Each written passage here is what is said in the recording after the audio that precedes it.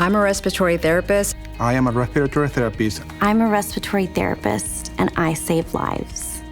A respiratory therapist is a professional who has been trained to work with patients who are affected with chronic lung disease across the spectrum.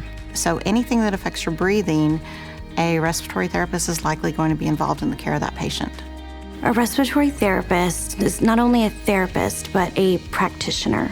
We help patients in so many different capacities, not only with breathing, but with education, with lifestyle. So we have many different roles throughout healthcare. It can involve working in a hospital such as the ICU, a neonatal ICU. We can work in the emergency department. We can work in diagnostics and therapeutics. We do outpatient education. We do smoking cessation, asthma education. We work in pediatrics. So, a respiratory therapist, we hold so many different roles that really help the community in so many different ways. I'm a respiratory therapist. I'm a respiratory therapist, and I care for my patients breath by breath. The thing I like most about it is the variety of the day and the variety of the career. In the hospital I'm at, we have neonates all the way up to adults. We have a burn ICU, trauma ICU, so we can be anywhere at any time of the day. There is always a patient that needs something unique. Sometimes there are physicians that have different needs that we have to take care of. Obviously, it starts off finding out where I'm at, where I'm assigned to, getting a report from the night shift, seeing what the plan is for the patients, and then going to see every patient, doing rounds. I work in pediatrics, so I may get 5 patients, may get 6 patients, but they're patients that need help with breathing. And my job is to provide them with their treatments. A typical day would be going from giving a treatment to maybe a 5 or 6-year-old that's slightly sick, then going into an intensive care unit, somebody that's much more ill, and every decision that I make on how to set that life support machine could affect their outcome.